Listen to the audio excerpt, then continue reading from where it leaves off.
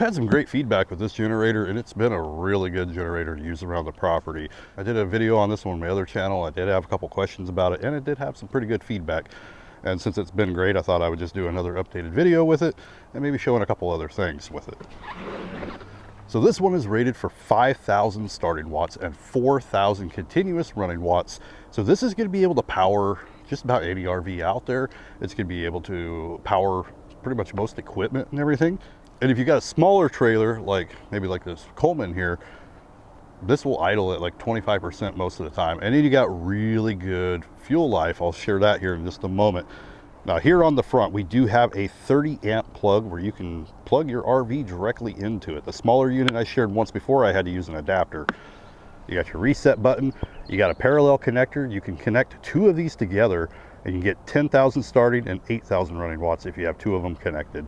You also have your AC. You got two AC outlets here. This is your AC overload reset.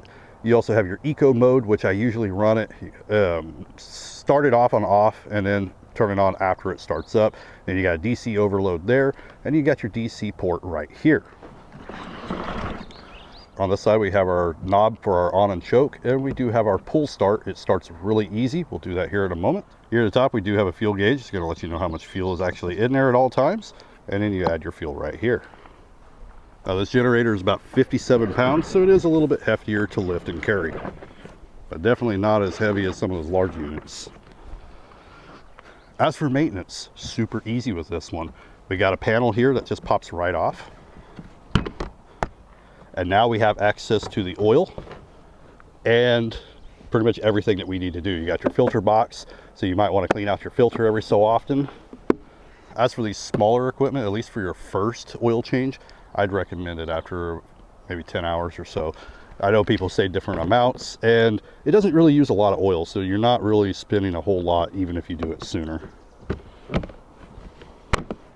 Now normally you just stick it over to the choke. I did run it for a few minutes, so we're going to go ahead and just flip it over to the on. It doesn't take much. Right now it is in eco mode. I should have turned that off too. Oh wait, no it's not. Never mind. I didn't turn the eco mode back on. So right now it's at full speed. And it's still not super loud. I can still talk while it's running, and we're right up against it. But now we can put the eco mode on, and it's going to drop the usage down to 25%.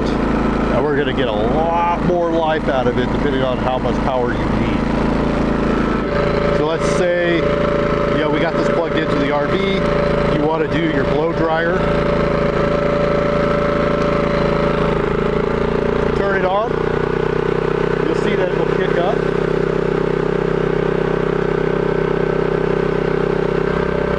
Turn it down. It idles down just a little bit.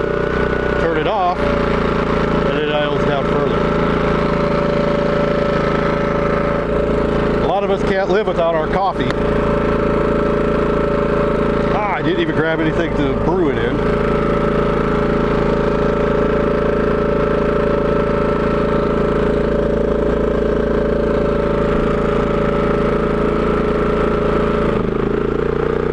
So it's just going to make a mess with some water here real quick.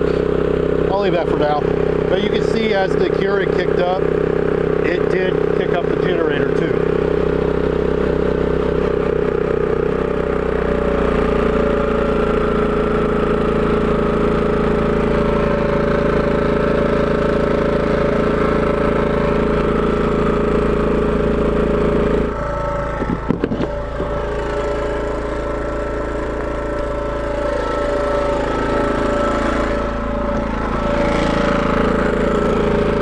Like I said, you could also connect the 30 amp directly into it.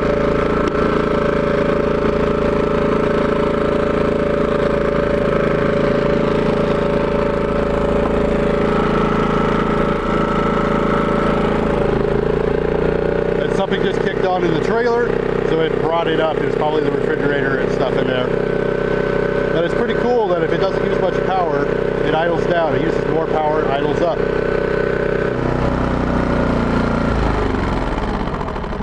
All right, this one is not super loud, but just to make it a little easier for you to hear me, because we are up close to it. I already told you 5,000 starting, 4,000 running.